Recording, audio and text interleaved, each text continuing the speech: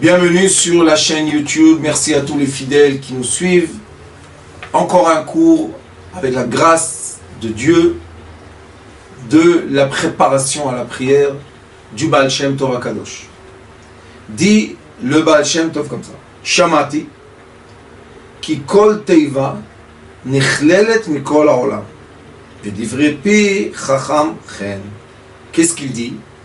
J'ai entendu, et vous savez que beaucoup dans ces écrits du Baal Shem Tov, nous avons le verbe j'ai entendu, shamati. Qu'est-ce que ça veut dire exactement? Peut-être cela veut dire on l'a entendu parler, mais peut-être aussi cela veut dire que lui, il a entendu dans les cieux. Car il faut savoir que quand la personne se connecte au monde supérieur à nous, au monde lumière, par malheur au monde obscur, on entend des voix, des paroles dans notre tête. Ces paroles-là, ce n'est pas un phénomène de schizophrénie ou un phénomène de folie. Non, cela veut dire tout simplement qu'il y a des existences qui n'ont pas de corps comme le nôtre, veut dire qu'ils n'ont pas une enveloppe de peau comme la nôtre, et ils sont seulement ou de la lumière, les démons sont une certaine lumière, ou des anges qui sont une lumière sans aucune enveloppe. Le démon il a une enveloppe, nous on a deux enveloppes, ou des âmes de nos ancêtres, de nos tzadikim. Et quand l'être humain, s'il le fait exprès ou pas, s'ouvre, ça s'appelle l'ouverture à la conscience divine, il commence à avoir des messages, comme on dit les médiateurs. Vous savez, des gens médiateurs, ils reçoivent des messages qui sont au-delà de la création, qui a des enveloppes qu'on peut mesurer, et on passe à la sensibilité.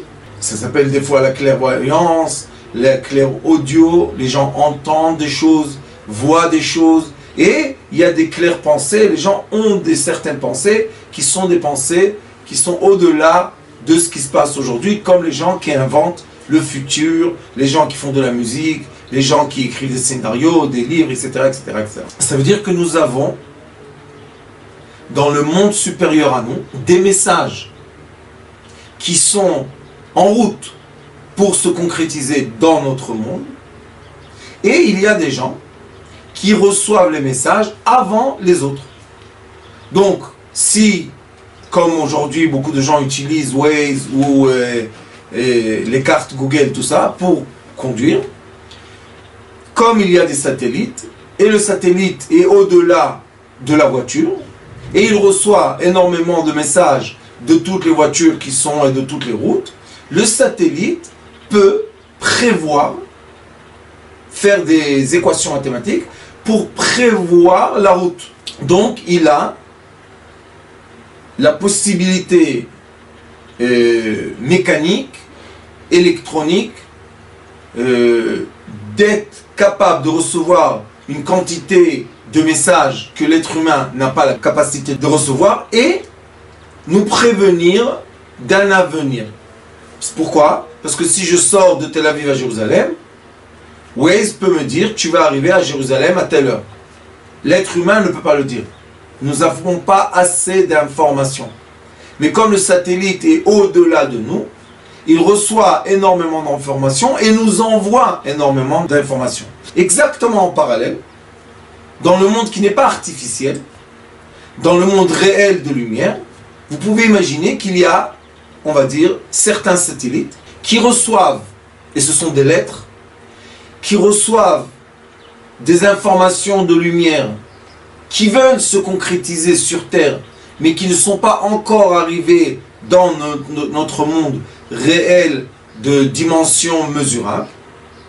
Et tout simplement, ces lettres-là, c'est comme un code morse ou un code binaire. Une addition de lumière va pénétrer, ou bien on va dire, va rentrer dans la sphère de l'être humain qui a une clairvoyance, clair audio ou une claire pensée, cette personne-là est capable, et il ne faut pas en faire de l'idolâtrie, elle a une capacité, parce qu'elle a travaillé sur ses capacités spirituelles, elle a la capacité de ressentir, de savoir, de dire des choses qui vont se passer dans le futur proche et même des fois dans le futur loin. Sauf que le problème avec ça, c'est que l'être humain, pour vraiment utiliser ses capacités, il doit travailler ses qualités.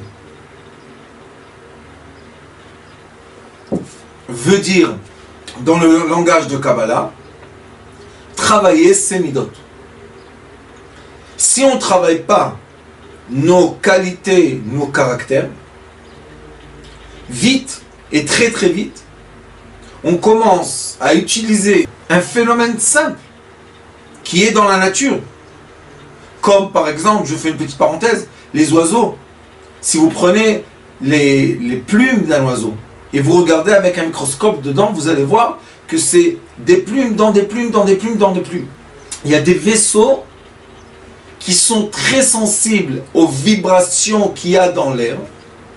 Et l'oiseau reçoit des messages qui sont dans l'air bien avant l'être humain. Et c'est pour ça que dans le monde, tout le monde sait que dès que les oiseaux se sauvent tout d'un coup d'un endroit, ça veut dire que maintenant, il y a une onde qui s'approche de l'endroit, qui emmène avec elle de bonnes nouvelles ou de mauvaises nouvelles. Mais c'est sûr que l'oiseau ressent ça bien avant nous. Et même c'est écrit dans le livre de Kabbalah, Mashak Aknafayim, quand l'oiseau tape de ses ailes, ça veut dire que maintenant il ouvre des séparations dans les mondes spirituels et on peut faire passer des prières. Parce qu'il a ouvert, il a fait un écart, on va dire, dans l'énergie ou l'air qui nous entoure. Donc l'oiseau, c'est une des créations qui est très très très très spirituelle et qui peut nous emmener énormément de messages.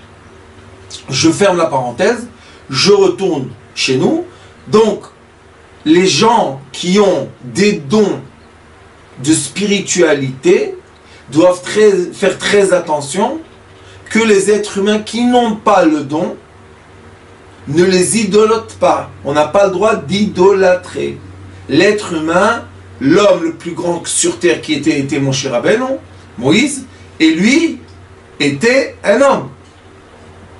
Il a eu des fautes, il a eu des bonnes choses, il se comportait de façon humaine extraordinaire, il a travaillé ses midot, et c'était à la fin quelque chose de concret, malgré qu'il était illuminant, malgré qu'il avait des savoirs magnifiques, malgré que c'est le seul qui est monté dans les cieux et redescendu dans les cieux vivants, toute une histoire de Moïse. Mais il était un être humain. On n'a pas le droit d'idolâtrer ceux qui ont les dons. Le problème avec cela est que quand quelqu'un commence à dire des messages qu'il a reçus et les messages se concrétisent, les gens autour de lui, au début ils se moquent parce que c'est normal, mais après ils disent oh, il a raison, il a eu encore une fois raison, il a encore une fois raison, peut-être on va parler avec lui, peut-être on va l'entendre. Et là, de la moquerie, on passe à l'écoute, et de l'écoute, on peut passer à l'idolâtrie, que Dieu nous en préserve. C'est très dangereux que les êtres humains qui ont des dons se font passer pour des petits dieux. Car l'être humain est né d'une mère et va mourir dans la terre. Il n'y a pas d'être humain Dieu, ça n'existe pas ça. Et c'est pour ça qu'on doit, ceux qui ont les dons, ceux qui ont la capacité, parce que je m'imagine bien que derrière cette caméra, dans les écrans, dans le monde entier qui voient les cours, je suis sûr qu'il y a entre vous des gens avec des dons. Et je suis sûr aussi que le cheminement qui est expliqué par le Baal Shem Tov HaKadosh, comment se préparer à la prière, comment prier, comment se concentrer, comment monter de l'espace physique à l'espace spirituel, va ouvrir chez certains de vous le don d'une claire voyance audio ou pensée. Il faut faire très attention et il faut toujours travailler en parallèle de la capacité de l'ouverture spirituelle, travailler le caractère le plus important que Moïse a été nommé par ça de Dieu, Vaïsh Moshe Anav. L'homme Moïse était l'homme humble. Et être humble, ça veut dire m'annuler et m'effacer et me rapetissir tout le temps, tout le temps, tout le temps, tous les jours, tout le temps. Pourquoi? Parce que dès que j'ai une ouverture spirituelle, je peux dévier de la route du cheminement de la lumière, en faire une force et malheureusement me transformer en gourou et commencer à avoir des esclaves autour de moi. Pourquoi je vous dis ça?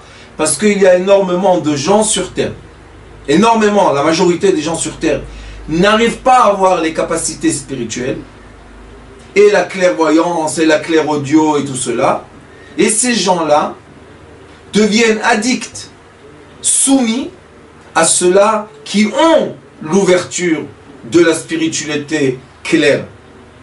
Et la spiritualité claire, je veux savoir est-ce qu'elle vient du bon côté de lumière ou du côté de l'obscurité.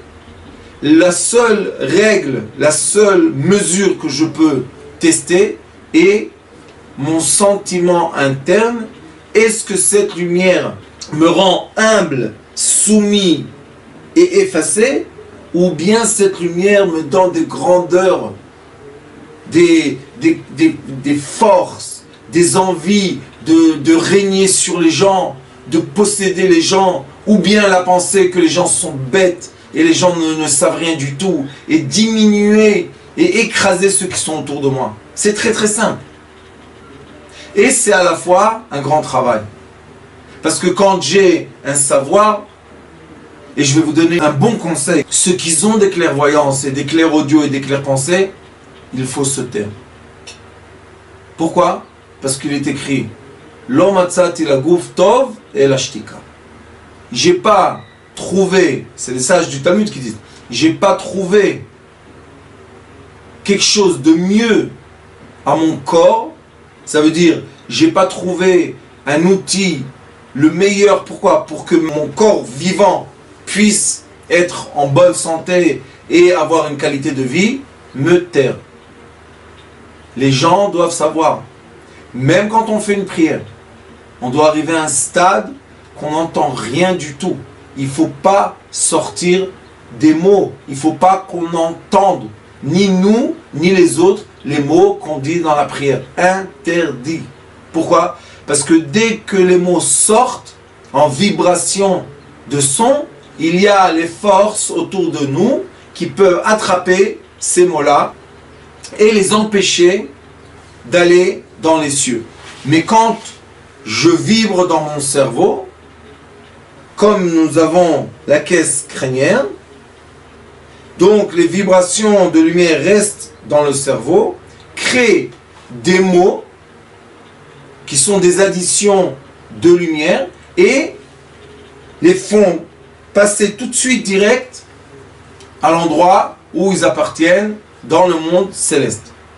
Et c'est pour cela que même si vous avez une clairvoyance, clairaudio, si vous n'arrivez pas à la transformer en produit concret, mesurable dans le monde de l'action, il ne faut pas parler. Et beaucoup de gens vont vous dire qu'ils ont une fois dans leur vie une clairvoyance ou une clairvue ou l'audio ou même un rêve qui était très très réel, et quand ils l'ont dit, tout a disparu. Dès que tu as parlé, ta capacité, tu l'as perdue. Et il se pose la question, où c'est parti? C'est très très simple.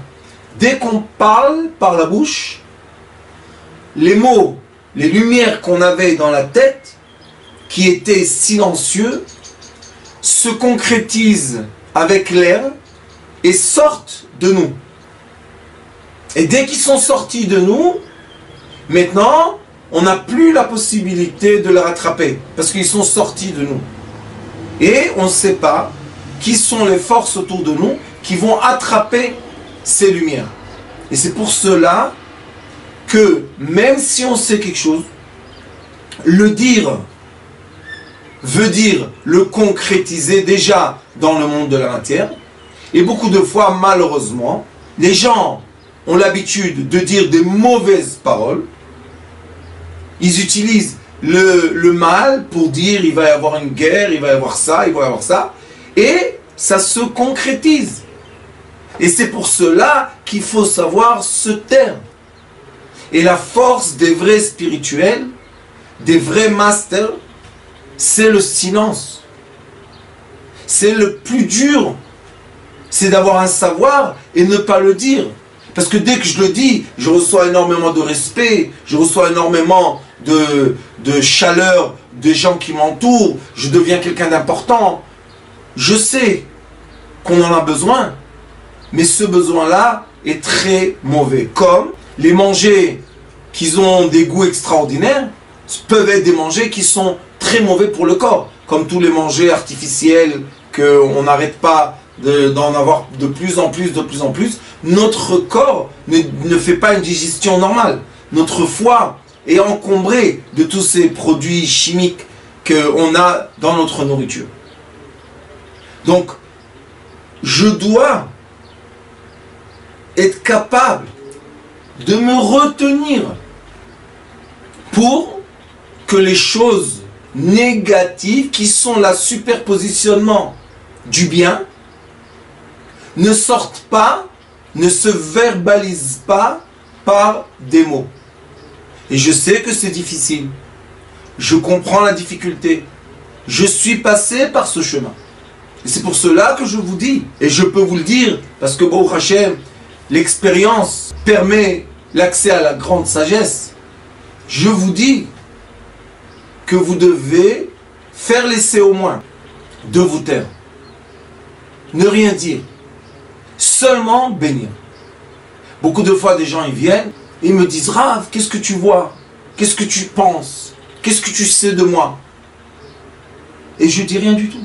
Je leur dis « Moi, je ne suis pas quelqu'un qu'on va lui dire qui je suis. » Chez nous, ce que j'ai étudié de mon maître, mon Richaim, Zichron Lebracha, c'est de régler des problèmes. Ça veut dire que la personne vient vous voir. Si elle a un certain problème, si vous pouvez l'aider à résoudre son problème, lui donner un bon conseil, faites-le. Mais si vous voyez des choses négatives sur la personne, il ne faut pas le dire. Il ne faut jamais le dire. Parce que dès qu'on l'a dit, peut-être premièrement que c'est juste l'imaginaire, parce que nous avons des étapes d'élèvement spirituel, et l'étape dans laquelle la majorité du monde est coincée, ça s'appelle la vitalité bestiale. Là-bas, l'imaginaire faux et l'imaginaire vrai se font un grand débat entre eux. Il y a une guerre entière. Qu'est-ce qui se passe dans mon imagination? Et comme le message de la clairvoyance, de la clairaudio, de la claire-pensée passe de la lumière vers mon cerveau, il rentre dans le débat, dans la soupe de la vérité et l'imagination. Donc c'est possible que j'ai une sensation très forte que la personne, Chas v'Chalila, est malade, mais dès que je l'ai dit, quand la personne qui vient recevoir de moi un message est inférieure à mon savoir qui est divin, elle va absorber mes paroles et va les transformer en maladie. Comme disait Aristote, 80% de la guérison de l'être humain passe par la parole du docteur.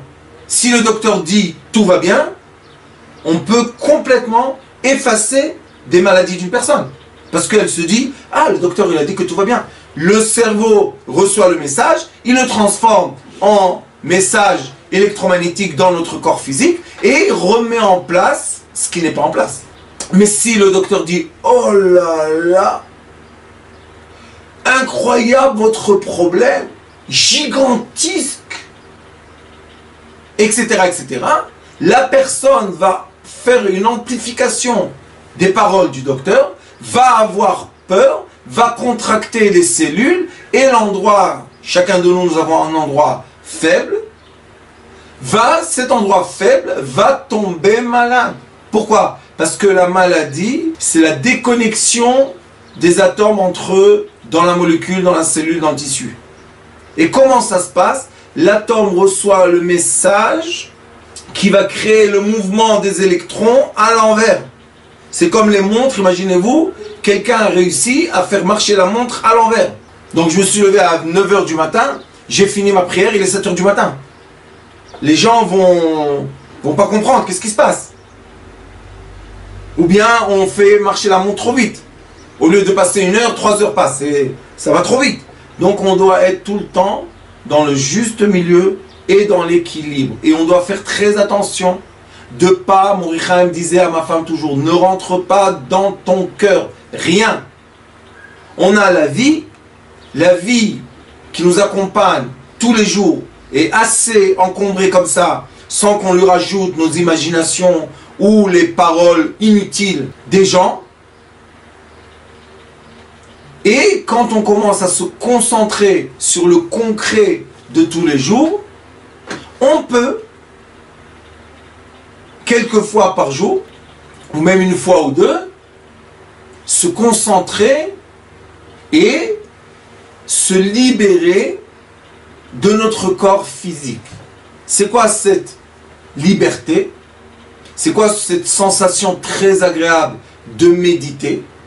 C'est tout simplement donner du vrai repos au corps physique, comme quand on dort bien. Pourquoi on dort bien ou on dort pas bien?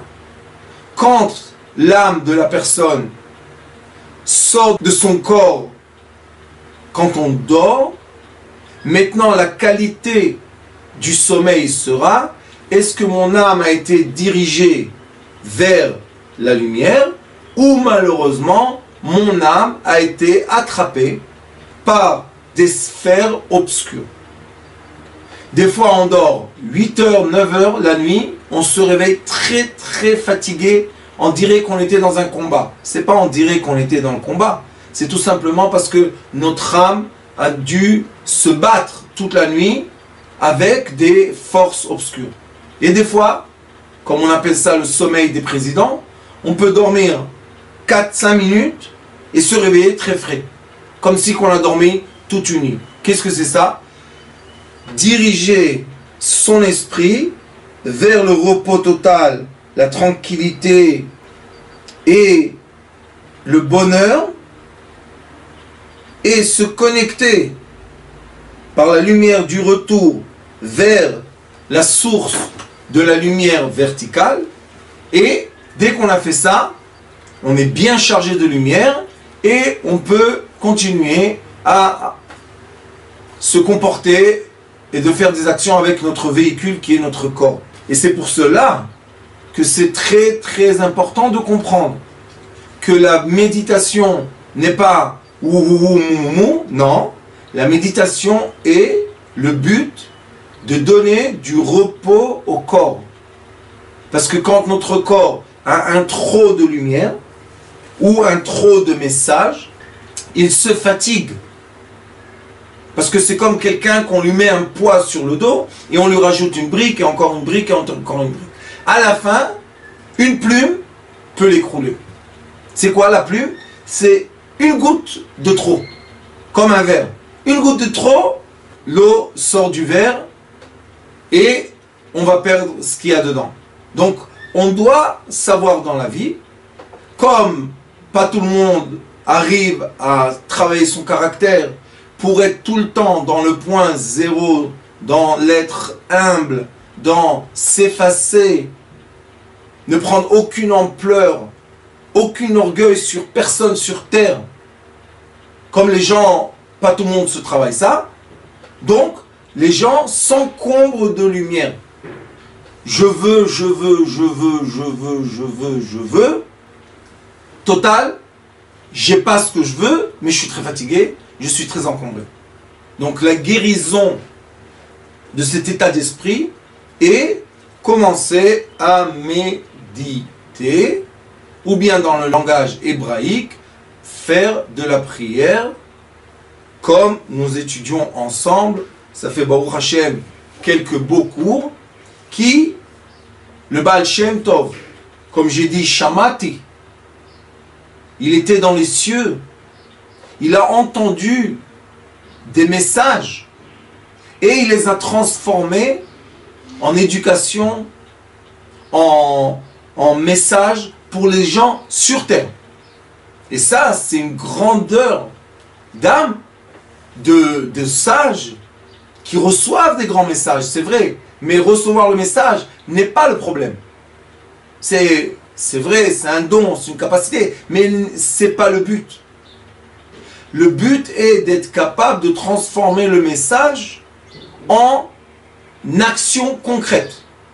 Cela veut dire que, par exemple, si vous entendez les cours, si vous arrivez à suivre le message, et certains parmi vous sont capables, grâce à ces cours, de se connecter au silence, au bonheur, au bien-être, alors ça veut dire qu'on a réussi à concrétiser les paroles qu'on a étudiées dans un livre.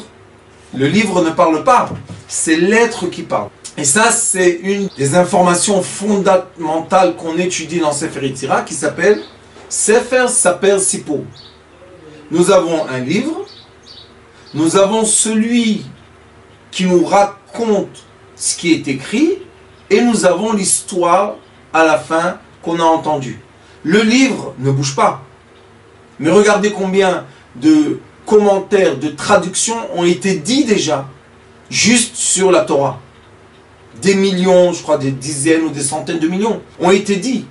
Ça veut dire que chaque sage interprète l'écrit et donne à sa génération la signification de la génération, du pays, de la ville, de l'audience qu'il a en face de lui. Pourquoi? Parce que c'est le vrai don du sage. Non seulement recevoir les messages, mais concrétiser les messages pour que les gens puissent en avoir ou en sortir un profit. Il dit Kikol Teiva. Chaque mot Nichlal Mikol Haolam veut dire que dans chaque mot, il y a le tout du monde entier. Le tout. Et ça s'appelle en physique, quantique, ou ça s'appelle microcosmos et macrocosmos. Tout ce qui est dans le petit est dans le grand, et tout ce qui est dans le grand est reflété dans le petit. Veut dire que en vrai, et c'est le début de Sefer Yetzira, quand il nous parle de la lettre Yud, qui est la sagesse divine, le Yud est le début de tout et la fin de tout. De tout, quand on parle de tous les mondes qui ont été créés et commencé à se concrétiser jusqu'à ce monde, jusqu'à l'atome. Cette lettre Yud est un grand secret. Un grand secret. Et dans ce secret-là, nous avons le monde entier dans un point de lumière. Et c'est comme ça que commence l'Ari Akadosh, le livre de Kabbalah le plus fondamental qui s'appelle Etz Chaim. Et là-bas, il dit au début, Dieu a créé un point qui englobe 10. Les 10 sphirotes sont dans un point. Nekuda achat aklula me'eser. Et quand on comprend qu'en effet, nous avons des moments, des points de lumière, que si on arrive à se concentrer juste sur un point de lumière et tenir ce point, en effet, on englobe la création entière, le Olam, le monde entier dans ce point. Pourquoi? Parce que chacun de nous est influencé et influence. Nous avons des moments que on est influencé par des lumières et nous avons des moments qu'on influence de la lumière. Donc ces mouvements de la lumière qu'on reçoit et la lumière qu'on projette, ces moments passent par des petits points de lumière, comme le code Morse, comme le code binaire. 1, 0, 1, 0, 1, 0, 1, 0. Il y a l'électricité, il n'y a pas d'électricité. C'est comme ça que ça marche tous les ordinateurs du monde. Il y a une présence électrique, il n'y a pas de présence électrique. Il y a une présence, c'est 1, il n'y a pas de présence, c'est 0. Donc même nous, on a la présence et la disparence. Présence disparaît, présence disparaît. Ces mouvements de lumière se traduisent, se concrétisent en lettres, les lettres en mots, les mots en phrases et les phrases en réalité. Et c'est comme ça que l'être humain communique les uns avec les autres. On communique par quoi?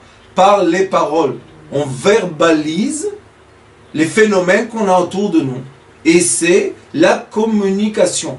La communication qu'on a entre nous et aussi la communication qu'on a entre nous.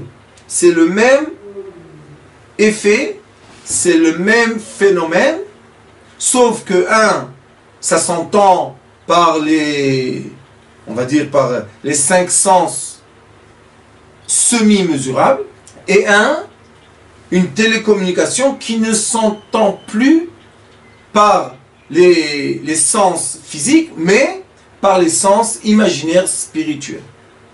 Et oui, on a ça tous. On a tous vécu ça, sauf que quand on l'étudie, ça nous réveille l'inconscient au conscient, et on arrive à emmener de l'information de l'arrière à l'information en avant. Dès que l'information passe de l'inconscient au conscient, on a évolué. Et cet élèvement nous permet et doit nous donner une qualité de vie. Et non pas se compliquer la vie. Il y a des gens qui m'ont dit, Rav, j'ai suivi vos cours, j'ai médité, et maintenant j'entends des voix, j'ai plein d'idées, ma tête est encombrée, je souffre. Je lui dis, arrête tout de suite. Arrête. Va faire du sport. Mange. Reconnecte-toi à la matière. Tu as oublié ton corps. Oui, on doit désencombrer le corps de trop de lumière. Mais c'est une thérapie. C'est comme une personne ne peut pas dormir des jours et des jours et des jours et des jours d'affilée. Ça veut dire que la personne est malade. Quelque chose se passe. Son âme et son corps ne veulent plus être en connexion. Une personne normale, dit le Maïmonide, doit dormir 8 heures par jour. Elle se charge de quoi? De lumière. Et elle se décharge de lumière. Le repos, le but du repos, c'est se décharger. Et à la fois le réveil, c'est de se charger. Donc regardez, 8 heures par jour, on doit décharger le corps des 16 heures précédentes qui ont été un processus de se charger de trop. Mais si on sait rentrer dans le point zéro, et c'est pas pour rien qu'on appelle le point zéro, parce que ce point c'est la lettre Yud, et le Yud c'est le point de lumière. Donc oui, un point. Si on arrive à prendre un mode de vie qui est obligé d'être accompagné par le caractère d'être humble et aucun orgueil, et je ne dois jamais me sentir au-delà des autres, que Dieu nous en préserve. Donc je peux, oui je peux, vivre dans le monde concret la spiritualité et le silence et être un être méditatif. Oui, je peux. Mais pour cela, je dois prendre sur moi le silence, se taire, ne pas dire ce que je ressens et ce que je sais. Pourquoi? Parce que on veut laisser la lumière divine contrôler ce monde. On ne veut pas se mêler dans le déroulement de l'existence. Et là, il dit, pourquoi? Parce que chaque mot influence le monde entier, votre monde entier. Et le roi Salomon, qui est l'homme le plus sage sur terre, a dit, la vie et la mort est entre les lèvres, les bouches. Ce que tu dis peut te mettre en danger, ce que tu dis peut te sauver du danger. Ce que tu dis peut te mettre dans une qualité de vie, ce que tu dis peut malheureusement te gâcher la qualité de vie. C'est juste une parole. Donc, une des forces que l'être humain doit s'approprier, c'est de se retenir de dire. Et là, la Torah nous promet une très belle qualité de vie. Je vous remercie d'être là avec nous. Que Dieu nous bénisse tous. Qu'on soit au moins les fidèles de l'enseignement de Sidrei Chaim, de mon cher Rav, le Tzaddik. Qu'on soit des êtres qui font pénétrer des lumières dans ce monde et qui renvoient des lumières vers le monde céleste. Merci beaucoup et bonne journée.